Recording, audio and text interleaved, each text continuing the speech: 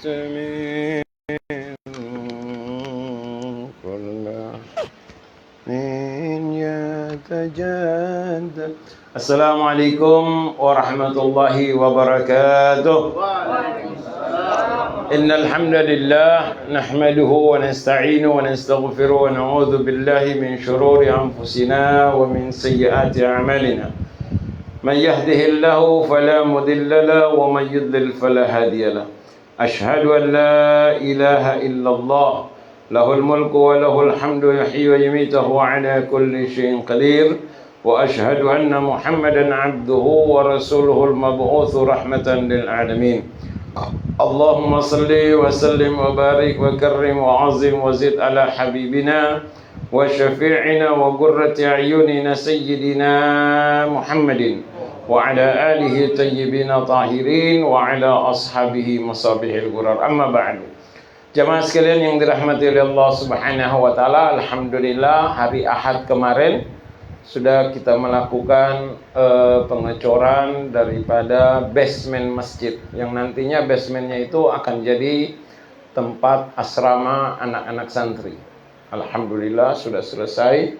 Insyaallah nanti sekitar tanggal 6 atau tanggal 7 bulan depan baru kita akan bongkar itu dia punya kayu-kayu, baru kita persiapkan untuk membuat asrama daripada Pondok Pesantren Darul Akhirat. Nah, itu sambil berjalan dia punya masjid. Jadi saya harap kepada teman-teman untuk selalu mendoakan mudah-mudahan pengecoran dan juga pembangunan daripada Masjid Pondok Pesantren Darul Akhirat ini dimudahkan oleh Allah Subhanahu wa taala. Amin ya rabbal alamin. Kita masuk kepada Al-Haditsus Sadis dari kitab Matan An-Nawawi. Ini yang ditulis oleh Al-Imam Nawawi. Nafanallahu bihi wa bi'ulumi fid dharain. Semoga ilmunya ini bermanfaat buat kita dunia dan akhirat. Amin ya rabbal alamin. Al-Haditsus Sadis, hadis yang ke-6. An Abi Abdullah bin Nu'man. Dari Abi Abdullah An-Nu'man bin Bashir radhiyallahu anhuma qala. Ini Abi Abdullah An-Nu'man bin Bashir ini beliau hidup bersama dengan Nabi Muhammad itu ketika beliau umur 8 tahun. Jadi 8 tahun setelah beliau umur 8 tahun baru Nabi Muhammad sallallahu alaihi wasallam meninggal. Jadi 8 tahun dia termasuk sahabat Nabi Muhammad sallallahu alaihi wasallam. Dari kalangan anak-anak, Ada hadis yang beliau dengar, beliau mengatakan bahwasanya sami'tu, saya mendengar Rasulullah sallallahu alaihi wasallam yaqul, bahwasanya Nabi Muhammad sallallahu alaihi wasallam pernah bersabda, innal halala bayyinun. Ketahuilah bahwasanya sesungguhnya halal itu jelas. Halal itu jelas. Wa innal harama bayyinun. Dan haram itu dan sesungguhnya haram itu jelas. Ini halal, ini haram. Wa bainahuma umurun mushtabihat, dan di antara itu ada sesuatu yang namanya mushtabihat, samar-samar. Ini mau dibilang halal atau haram. Ini ada ketika kita dipersoalkan dengan satu masalah, kadang-kadang kita lihat ini halal atau haram.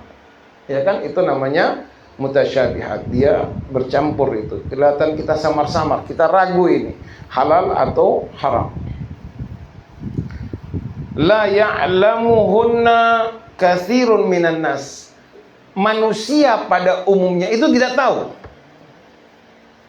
Jadi kalau seandainya kita dihadapkan dengan satu masalah ini samar-samar, apa yang harus kita lakukan? Famanittaqas syubhat faqad istabra'a lidinihi wa 'irdi.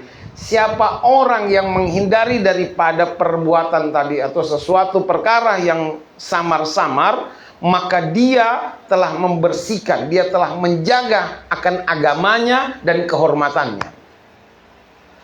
Ulama kemudian mengatakan yang dimaksud oleh Nabi Muhammad SAW, banyak manusia tidak tahu, yaitu manusia awam.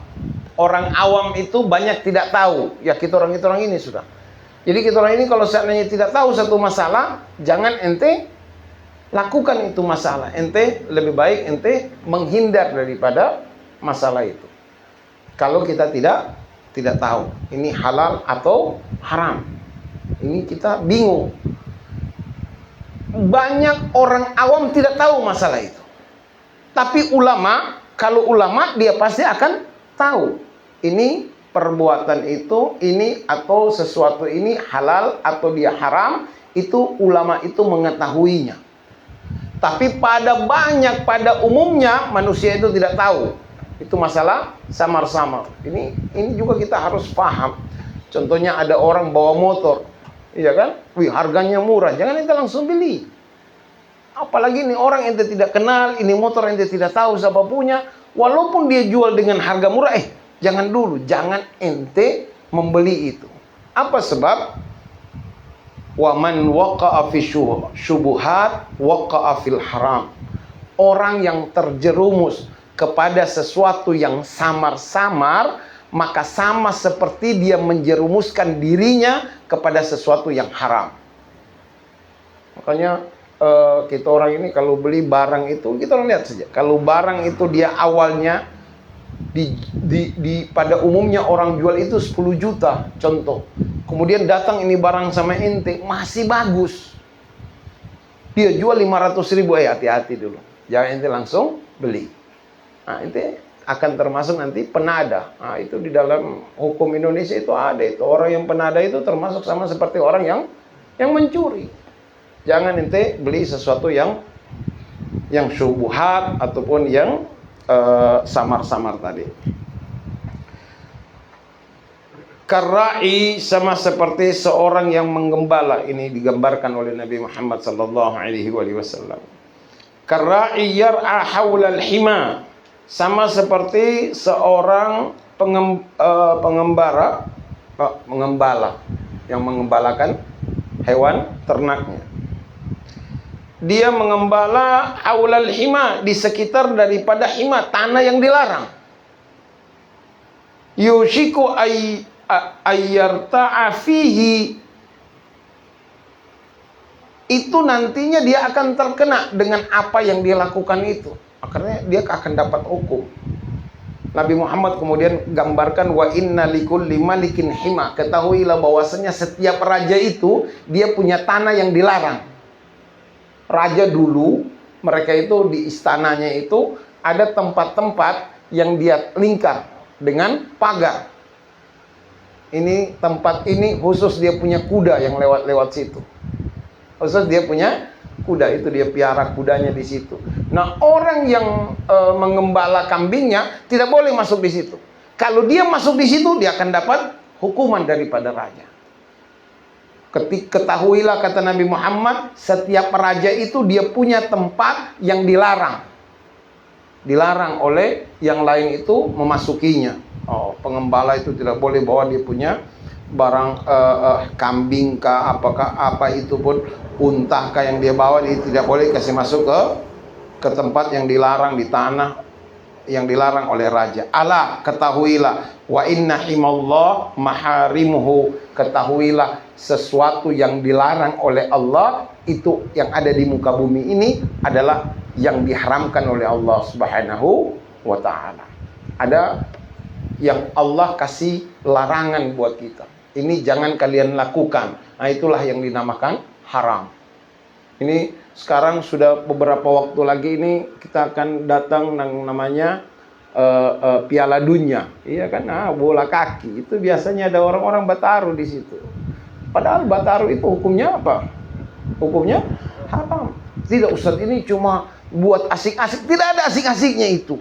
Tidak ada bilang ya buat asik-asik. Tidak, cuma baku-baku. Cuma 10.000 juga, Ustaz, tidak ada ruginya. Memang betul. Ente itu setan kalau goda seseorang itu tidak langsung dengan 1-2 juta atau puluhan juta atau ratusan miliar. Tidak. Setan itu goda itu orang itu untuk bermain begitu itu hanya dianggap main-main saja. Ya kan? Ini Piala Dunia nanti contohnya Maroko ketemu Prancis. Prancis kasih 4 istilahnya, kasih 4. Kalau seandainya Maroko kalah 1-0, ya kan, maka ente dapat untung uang sekian. Ente terus pegang ini.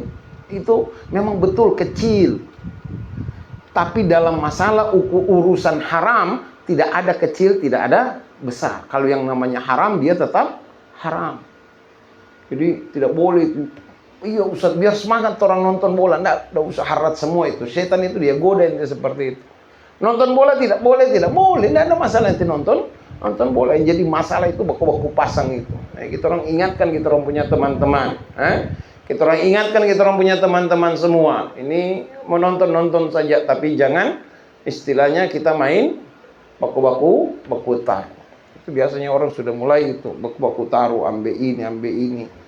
Ente tidak ada masalah, itu mau nonton saja, tidak ada masalah. Saya juga suka untuk nonton bola kaki, saya suka nonton, dan dia menjadi masalah.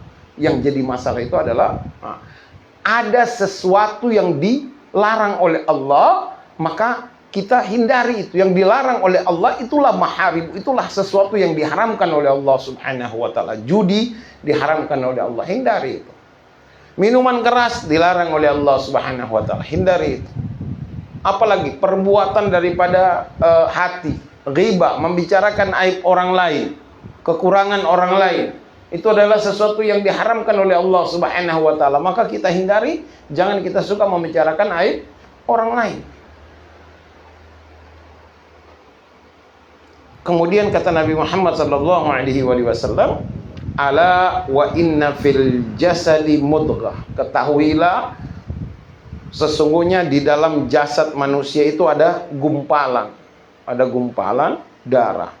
Idza salahal jasadu kullu. Kalau gumpalan darah ini dia baik, maka seluruh tubuhnya dia akan menjadi baik.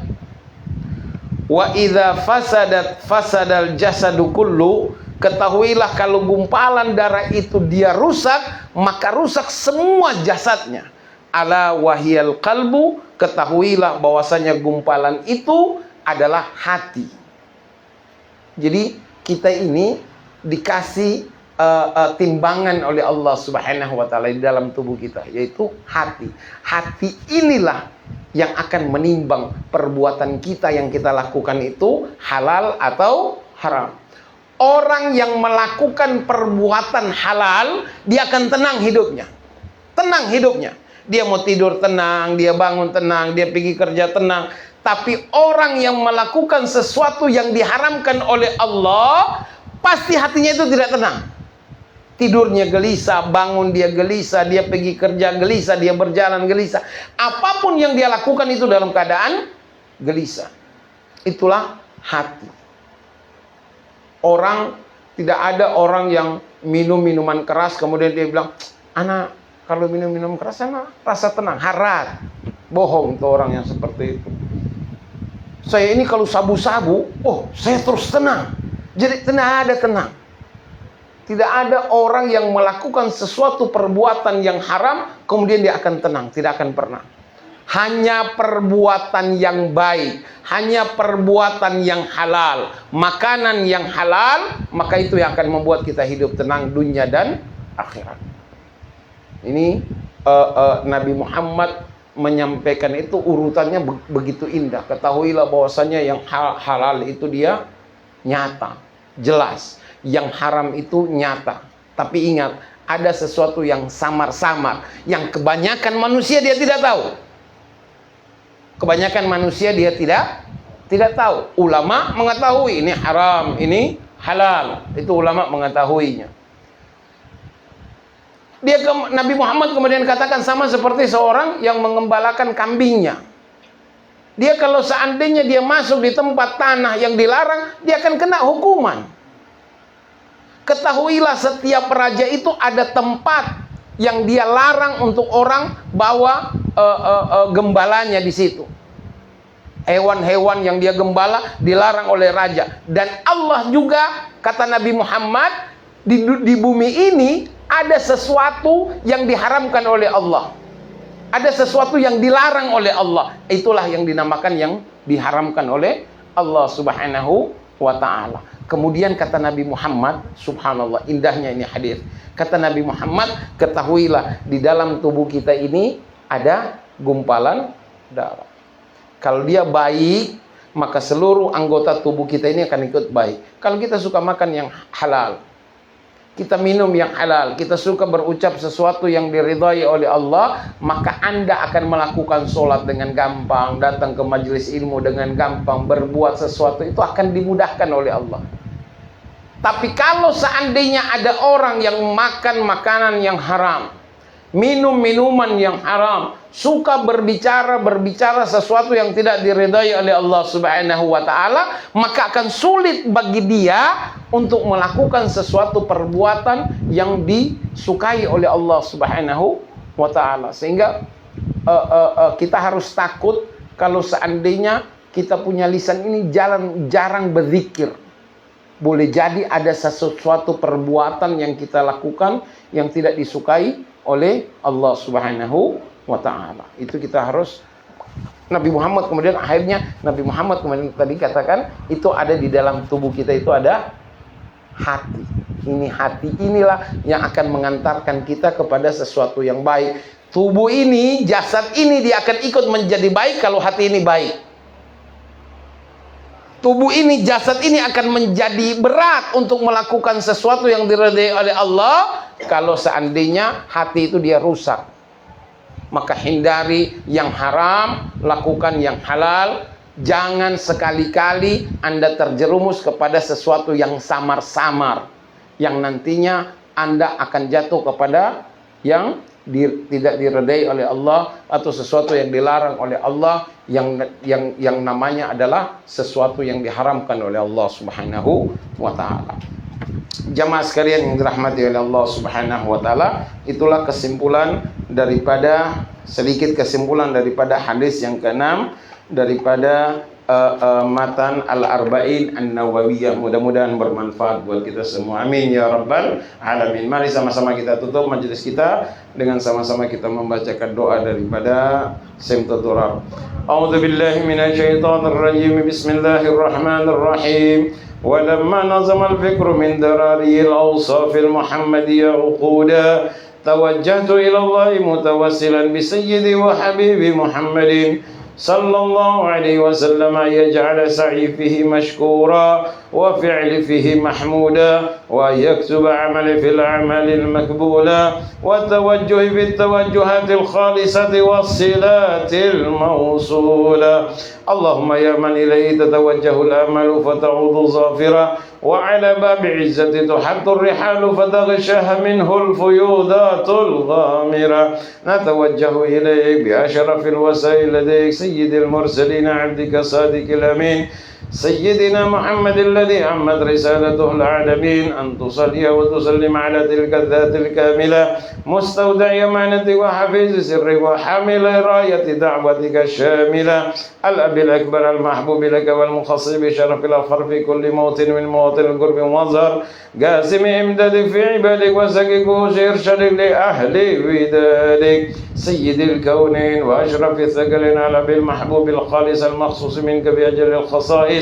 اللهم صل وسلم عليه وعلى آله وأصحابه وأهل حضرتك اقتراب من أحبابه. اللهم إنا نقدم إليك جاه النبي الكريم ونتوسل إليك بشرف المقامه العظيم أن تلاحظنا في حركاتنا وسكانتنا بعين عنايتك وأن تحفظنا في جميع أدوارنا وتقلباتنا بجميل رعايتك وحسين وقايته وأن تبلغنا من شرف القرب إليك وإلى هذا الحبيب غاية آمالنا وتتقبل منا ما تحركنا فيه من نياتنا وأعمالنا وتجعلنا في حضرة هذا الحبيب من الحاضرين وفي درائق اتباع من السالكين ولحقك وحقه من المؤدين ولعهدك من الحافظين.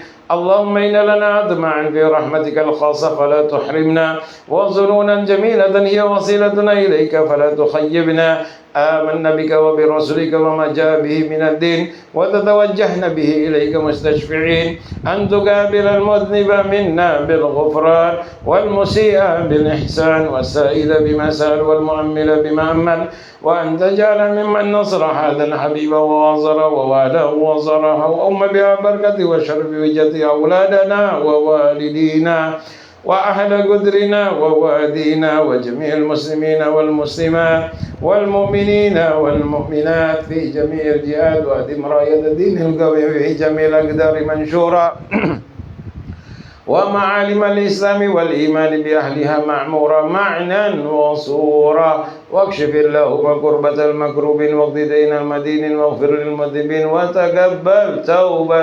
التائبين وانشر رحمتك لعبادك المؤمنين أجمعين واكفي شر المعتدين والظالمين وابسط الأعداء بولاة الحق في جميع النواحي والأقدار وأيدهم بتأييد من عندك ونصر على المعاندين من المنافقين والكفار واجعلنا يا رب في الحصن الحصين من جميع البلايا وفي الحبس المكين من الذنوب والخطايا وأدمنا في العمل بطاعتك وصدق في خدمتك قائمين وإذا توفيتنا فتوفنا مسلمين مؤمنين واختم لنا منك بخير أجمعين اللهم انصر إخواننا في إيران اللهم انصر إخواننا في لبنان اللهم انصر إخواننا في فلسطين اللهم اغث المسجد الأقصى اللهم اغث المسجد الأقصى برحمتك يا أرحم الراحمين وصل وسلم على هذا الحبيب المحبوب للأجسام والأرواح والقلوب وعلى آله وصحبه ومن إليه منسوب وآخر دعوانا عن الحمد لله رب العالمين يا أرحم الراحمين يا أرحم الراحمين يا أرحم الراحمين فرج على المسلمين يا أرحم